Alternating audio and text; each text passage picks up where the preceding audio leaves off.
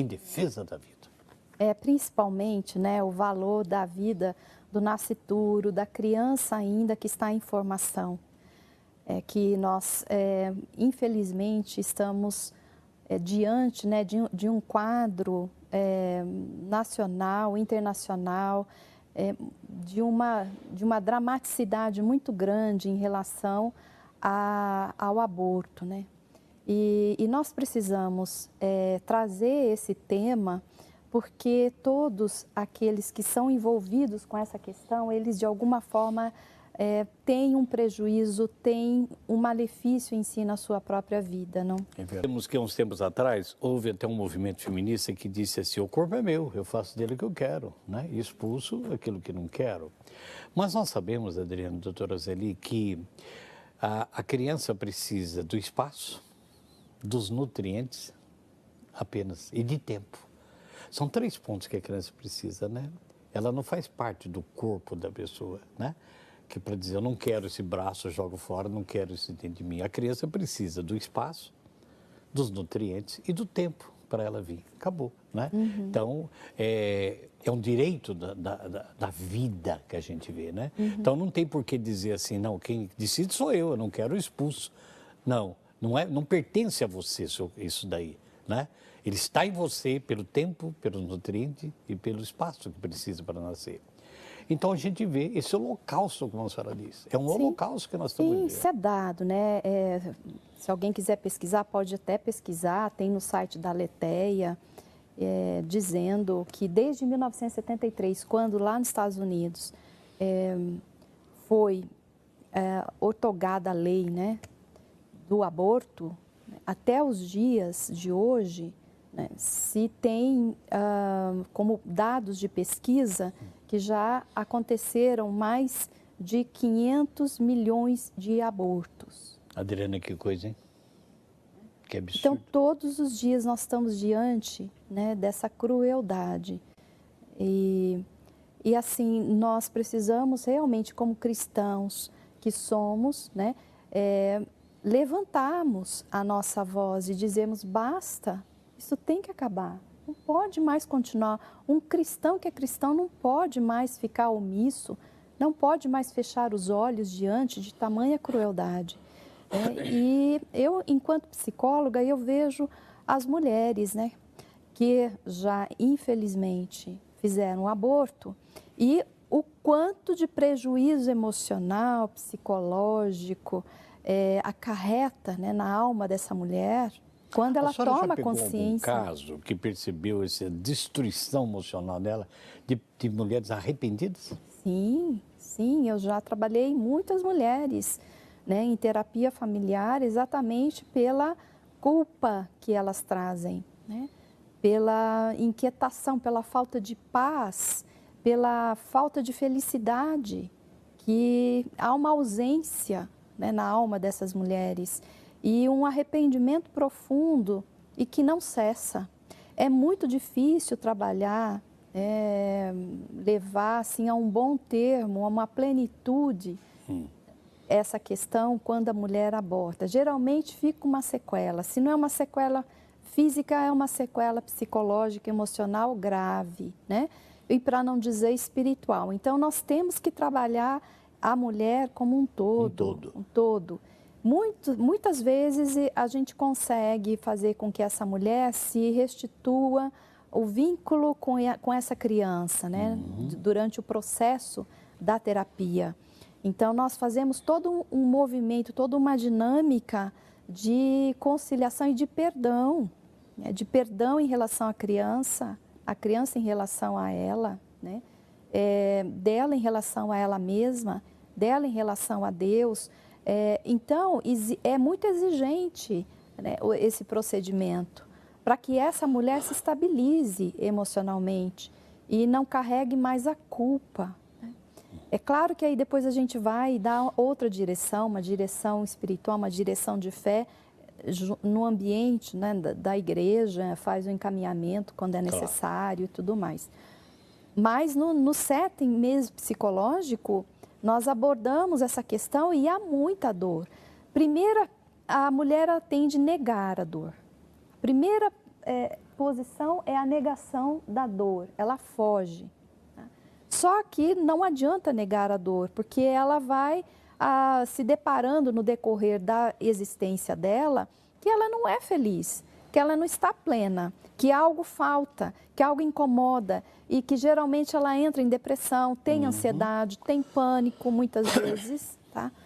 Por quê? Porque ela foge de uma realidade, né, dura, cruel e que ela precisa entrar em contato com essa verdade, né, dessa realidade dura, cruel, de que ela matou um filho, de que ela permitiu a morte de um filho, né? E não importa se a criança tem uma semana, um dia de vida embrionária, é um ser. Desde que tem a fertilização, já é um ser humano em potencial. Então, assim, não importa qual seja, né, o período de gestação, é um filho e sempre vai ser um filho. Né? É uma criança dada por Deus, alimentada por Deus, porque está no Salmo, né, 139, de que eu te formei, né, desde as entranhas da sua mãe. Né?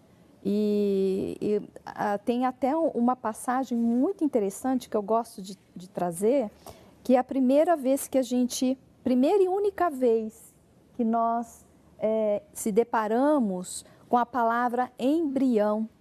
Na Bíblia, é no Salmo 139, que no versículo 16 ele diz assim: os teus olhos viram o meu embrião.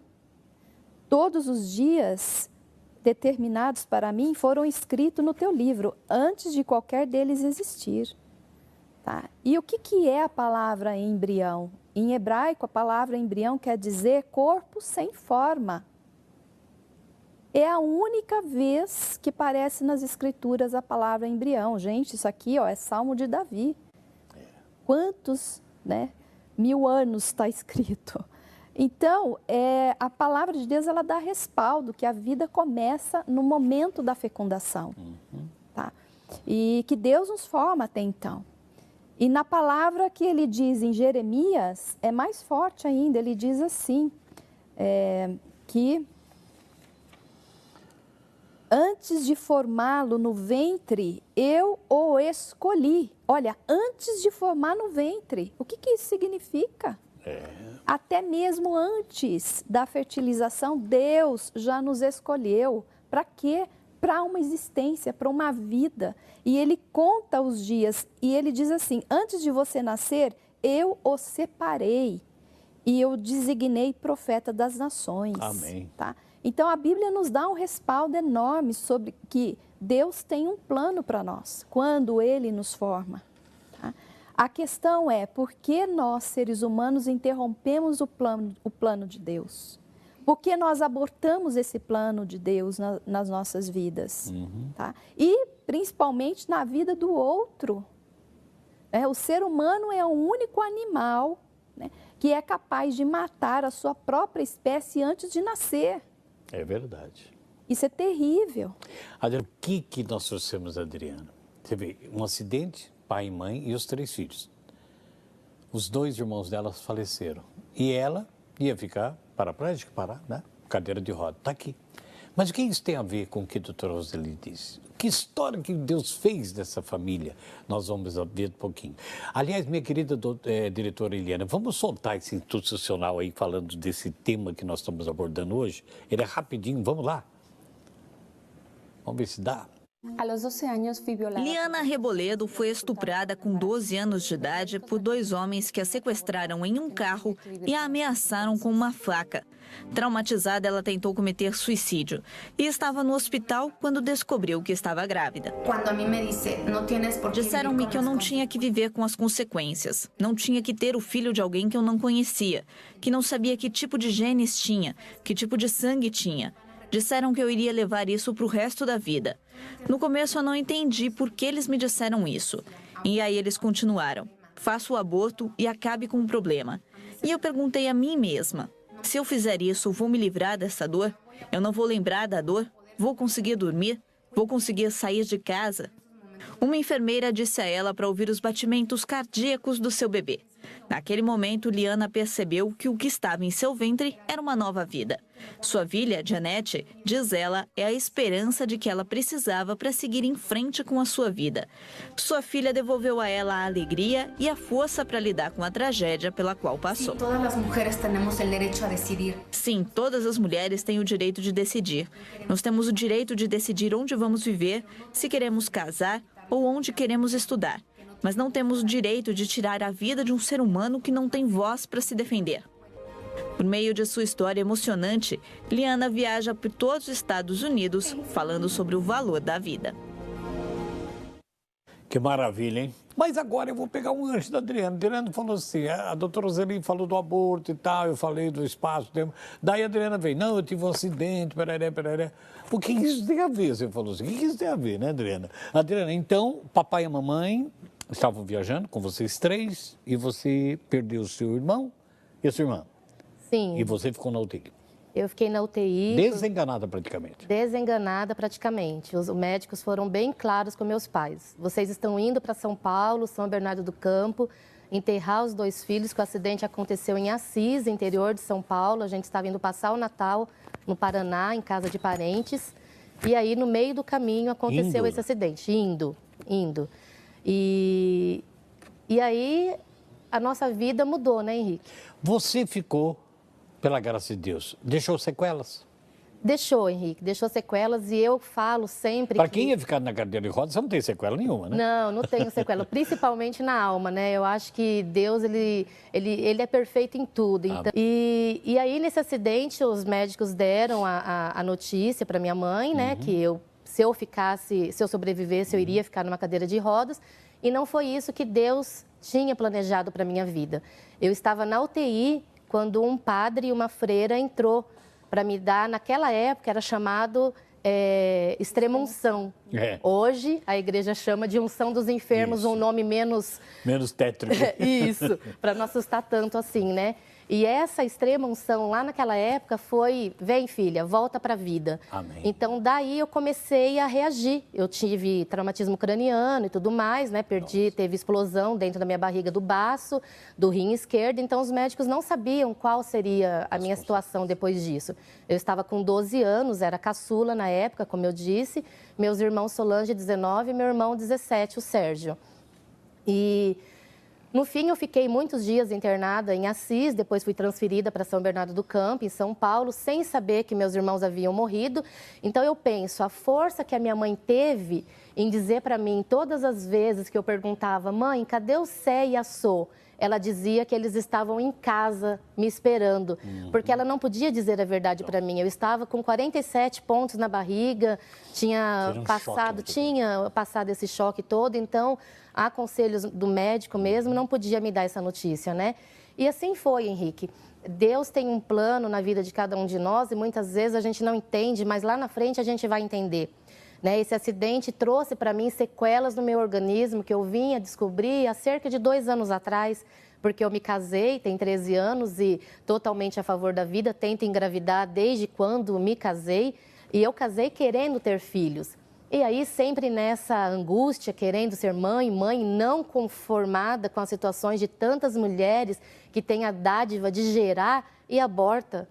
Isso é uma coisa incontestável, não entra na minha cabeça. Tantas mulheres que choram essa dor que eu choro, de não poder gerar, de não poder amamentar, e ver que tem tantas mulheres, como a doutora disse, que trata o ser humano, é o único que tem coragem de abortar, né, de matar o filho que ainda está... É uma coisa que só pela misericórdia de Deus mesmo, né? Tanto é que traz essas sequelas, né, na alma e muitas vezes no corpo da pessoa, né? E voltando no acidente, depois dessa perca terrível que meus pais tiveram, meus irmãos foram enterrados dia de Natal, Henrique, doutora Roseli. No dia de Natal, à 1h da tarde do ano de 1987, meus pais estavam enterrando meus 2 irmãos, caixão lacrado, apenas com uma fotinha 3x4 para saber em qual caixão estava qual corpo. E depois disso, a minha mãe, né, para uma mãe que enterra 2 filhos, não tem outra situação a não ser enlouquecer, né, doutora? Infelizmente, né, uma dor tremenda, irreparável, né? E depois disso a minha mãe passou a tomar calmante, ficou totalmente dependente do calmante faixa preta. O meu pai, ele teve a maneira dele distrair, né, a perda dos filhos. Ele ia jogar um futebol, saía com os amigos, com parentes, cada um teve uma forma. Mas a minha mãe, ela ficou bem debilitada com a perda das crianças, né, dos filhos. E depois de 3 anos, uma prima minha que trabalhava numa casa em Ubatuba, litoral, disse para minha mãe que tinha uma senhora, uma jovem senhora, que já tinha uma filha e estava grávida do 2º filho e estava tentando abortar a criança, porque não tinha condição de criar a criança. Aí entra a questão do Provida, né? Como assim? Abortar? Minha mãe imediatamente, não, pelo amor de Deus, fala para ela não fazer isso, dá essa criança para mim. E aí foi assim que foi feito. Ela tomou, na época, algumas medicações para expulsar mesmo, expelir a criança. Essas drogas que ela injetou fez com que meu irmão nascesse com a pele toda praticamente queimada. Ele fez tratamentos médicos durante muitos anos. Até a adolescência dele, com 10, 11 anos, ele ainda tomava remédios homeopáticos para a pele dele. E você disse uma palavra-chave, meu irmão. Por quê? Sua mãe adotou ele. Minha mãe adotou. A mulher não abortou o menino. A mulher, ela... Ele nasceu com tantas sequelas dos medicamentos que ela tentou abortar e a sua mãe adotou. Minha mãe adotou. Na porta do hospital, ela entregou o meu irmão, que se chama Gabriel. Assim como o anjo Gabriel foi anunciar à Virgem Maria que ela seria mãe do Salvador, o Gabriel vem anunciar para minha mãe que teria ainda chances dela continuar a viver, dela seguir a vida, mesmo ela tendo perdido os 2 filhos dela. Né? Então, o Gabriel chegou para tomar o lugar do calmante que ela tomava na época, doutora. Então, a minha mãe, ela viveu a vida toda, né, como até hoje vive, em função do Gabriel, do meu irmão. Né? Ele não foi abortado, Henrique. Então, aí a gente vê 2 sobreviventes, 2 né? sobreviventes, é isso que eu estou pensando. O seu irmão, não é mesmo? Que sobreviveu a uma tentativa real de aborto. E a sua mãe, que estava morta, né? Emocionalmente, exatamente, em luto constante.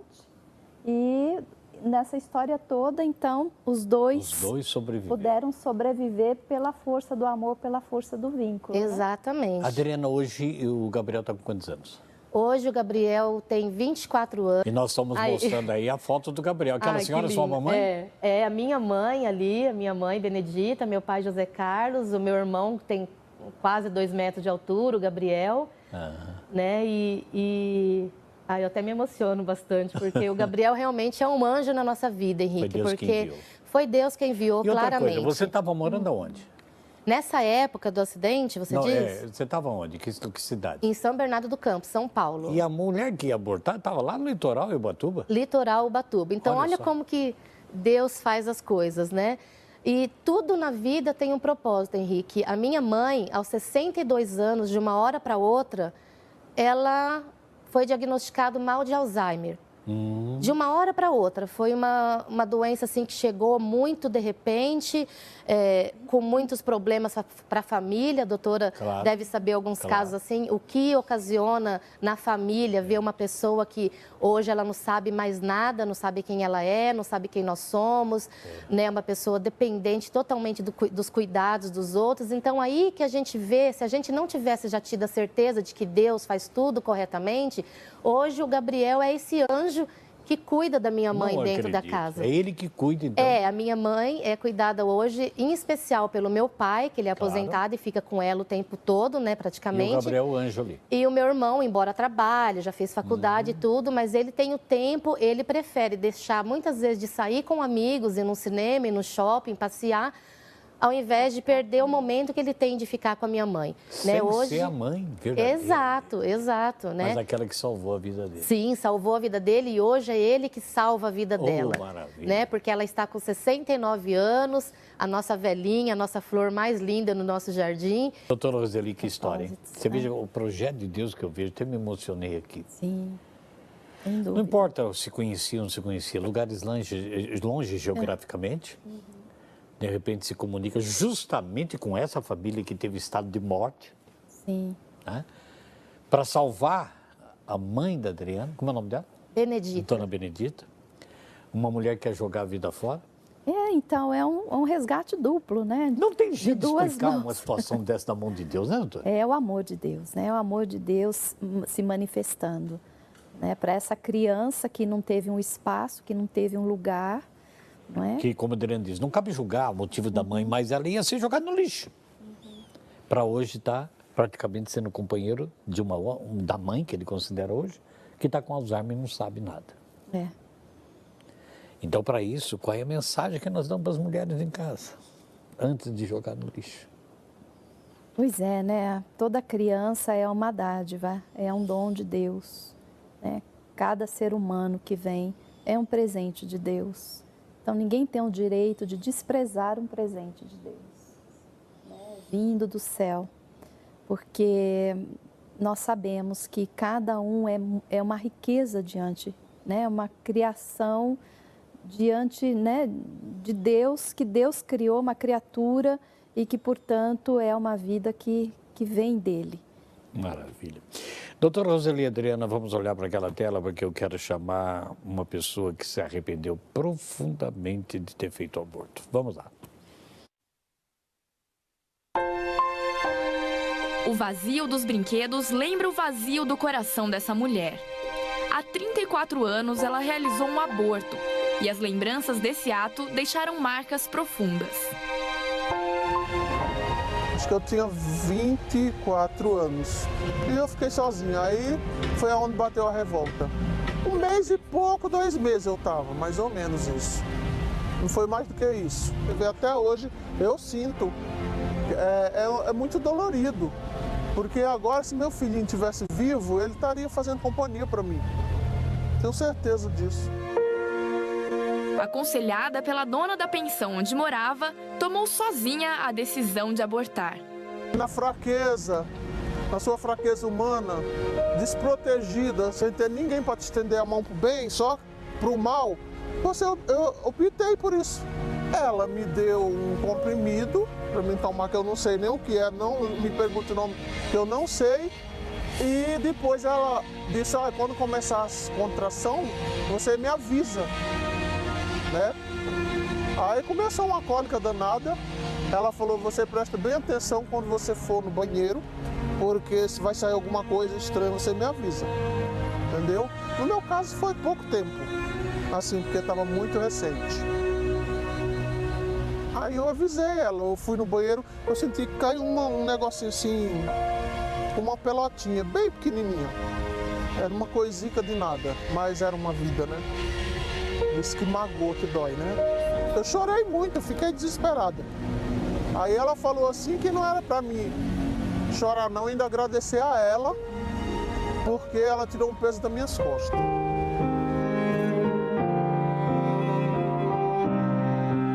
A única coisa que se eu pudesse voltar a fita, a única coisa que eu queria era meu filho, que eu não deixei ele ver o mundo, só isso.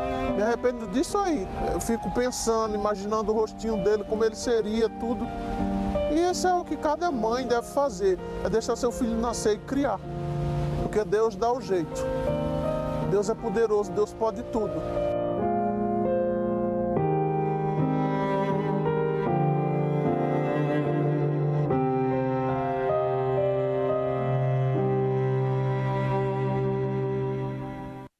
O que você achou aí na sua casa?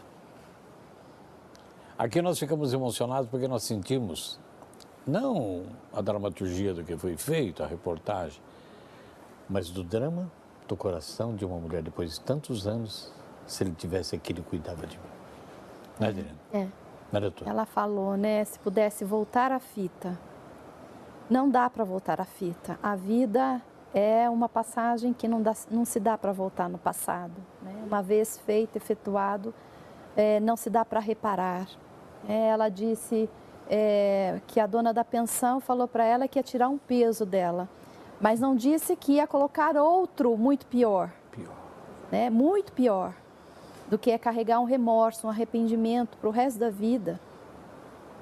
E isso é muitas vezes irreparável. Como ela mesma expressou, gostaria que hoje ele poderia fazer companhia para mim. Mas é uma insensatez muito grande. Verdade. E nós não podemos também julgar, porque é só Deus que julga. Claro. Mas ela emocionalmente estava desprotegida. Emocionalmente. E isso é a grande maioria. Né? E nós vemos que muitas vezes o fruto de um aborto vem de um pecado. E um pecado gera outro. É o pecado da fornicação. Se não fizessem sexo antes do casamento, né? Quantas crianças seriam poupadas? Não é mesmo? Para isso fica essa lição, para nós que estamos aqui, principalmente para você que é rapaz ou é moça.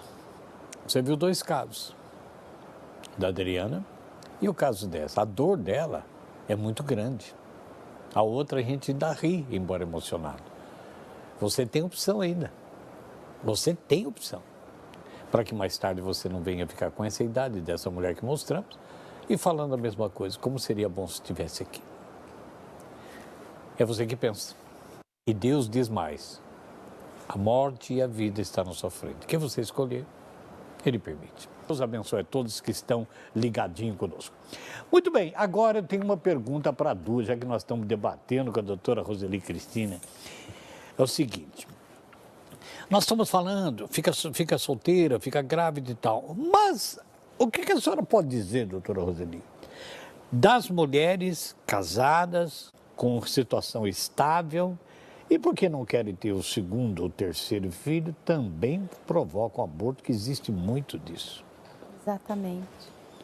Porque a gente fica falando, parece que é mãe solteira, está noiva, não quer isso, aquilo outro, o rapaz foi embora, deixou grávida. Mas tem muitos casais com situação estável. Não sei se pode dizer isso, vaidade, o que é. Já tenho 2 filhos, não quero o 3º, vou abortar. Já pegou algum caso assim, desculpa? Já. E geralmente leva à separação do casal. Que isso? Porque o aborto significa o amor, né, que vai embora. Rompido. E aí vem a culpa. A culpa, ela surge. Ela vem mesmo forte e um começa depois a acusar o outro. Nós estamos falando da mulher, mas por acaso, será que o homem que é casado numa situação estável, que até concordou com a esposa e pagou e tal, alguma coisa nesse sentido, será que ele se arrepende?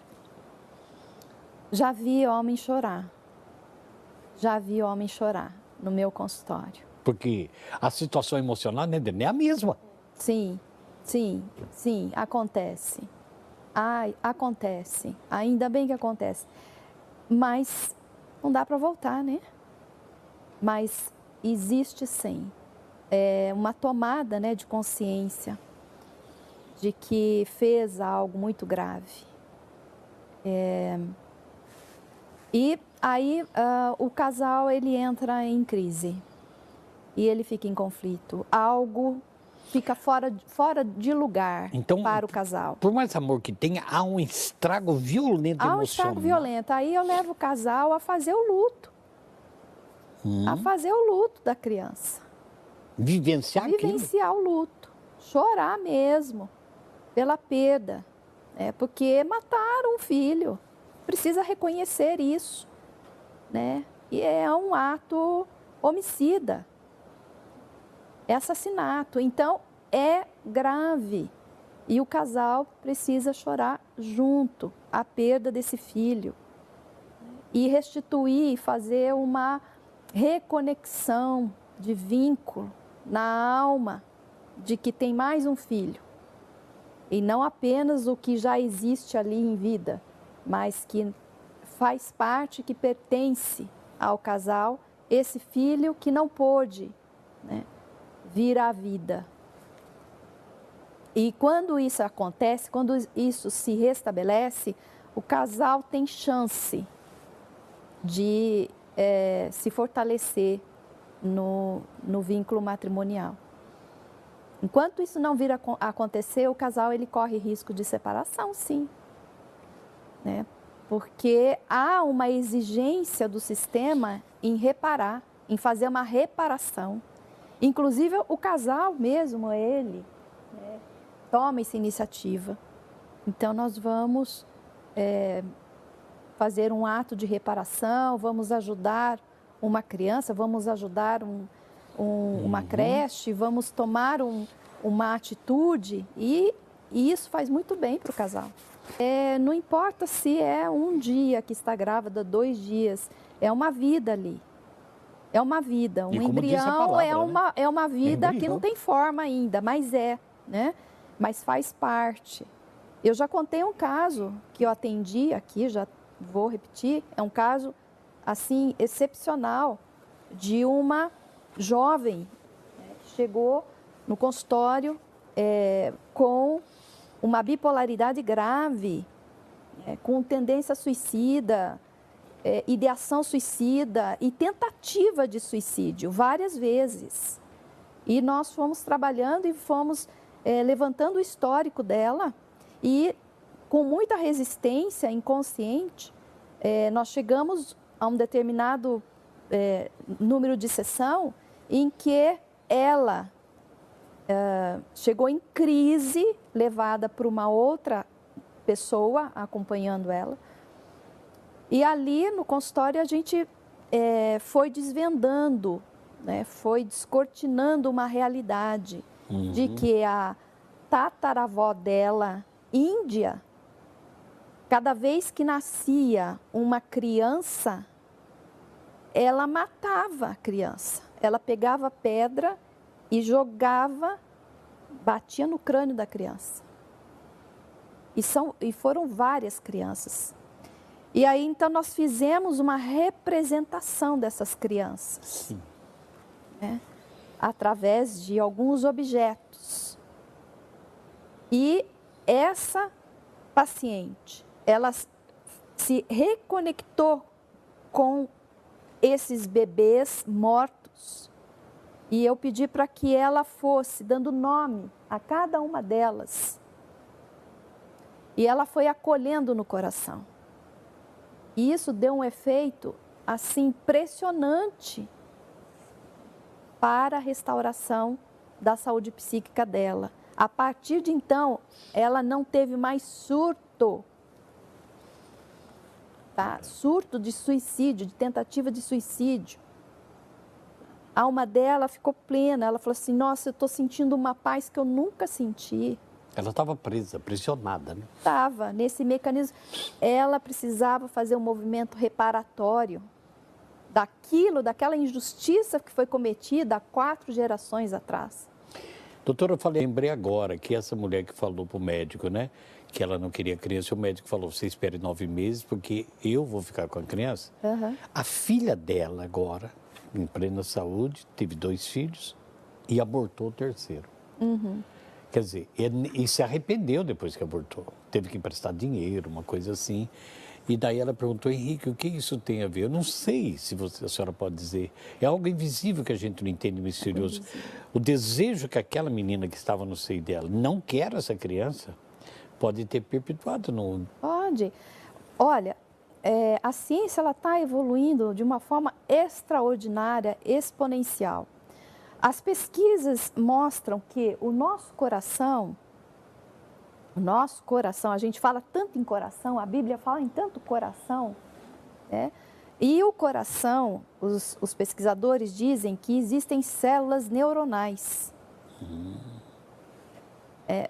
Ou seja, existe uma memória no coração. E é uma memória emocional. Né? O centro das nossas emoções, é claro, é o cérebro, mas estão vendo que também no coração. E que existe, né,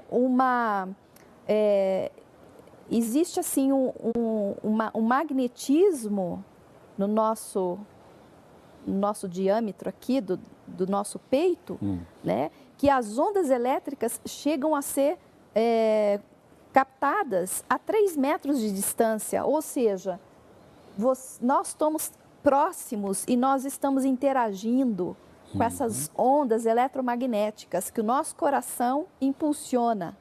Olha só, isso é uma grande revelação. Por quê? Porque daqui a pouco eles vão descobrir que existem também células, né, de neurônios de memória em outros tecidos. E por que não em útero?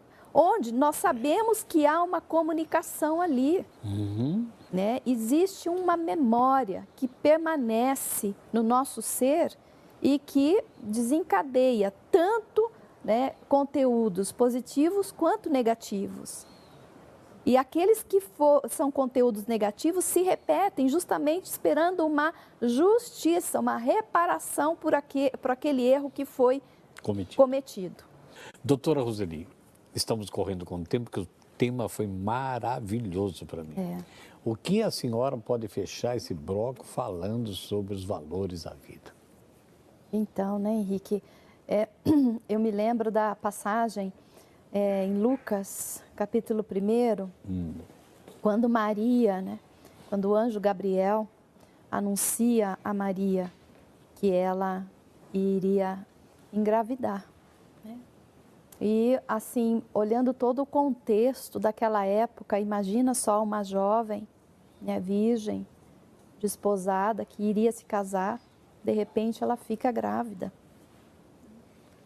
Você imagina se Maria tivesse cedido à tentação, né? Poxa, vão se descobrir, vão me matar, vão me apedrejar. Né? Imagina que eu vou querer estar grávida e nós perderíamos a nossa salvação, não é mesmo? Se Maria não tivesse levado a termo essa gestação, de ter nos trazido tamanho Salvador, tamanho Redentor, a nossa redenção, nós iríamos perdê-la. É verdade. Então, nós sabemos já, né, há mais de 2000 anos, que a criança dentro do ventre da mãe não precisa chegar a fazer ultrassom. Agora, recentemente, a gente tem ultrassom e sabe, assim, tem a certeza de que a criança realmente, ela sente, ela vivencia, ela percebe, ela escuta o que se passa, né? Tanto com a mãe, ao redor da mãe. Há mais de 2000 anos não havia nada disso, mas a Bíblia revela já que existe um canal de comunicação e que João Batista ficou cheio de alegria a ver a presença da Mãe de Deus e trazendo, né, o Salvador de João Batista, né, Jesus Cristo. Então, que comunicação é essa? Que percepção é essa? Não é mesmo? Que essa criança de meses, dentro da barriga da mãe, dentro do útero, teve o quê? Um movimento. Exatamente. Teve uma percepção, talvez cognitiva, de ter um reconhecimento, uma alegria de saber quem estava ali. Então, olha, a criança, embora ela esteja dentro do útero, ela sente, ela vive, ela manifesta, já está a personalidade dela ali em formação. Os planos de Deus já estão em ação na vida dessa criança. Verdade. E quem somos nós para interromper esse processo?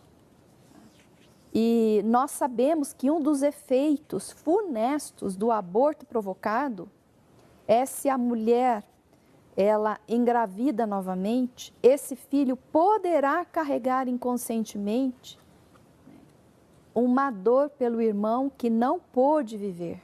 Entendi. Isso a gente constata, né, através de técnicas que nós aplicamos.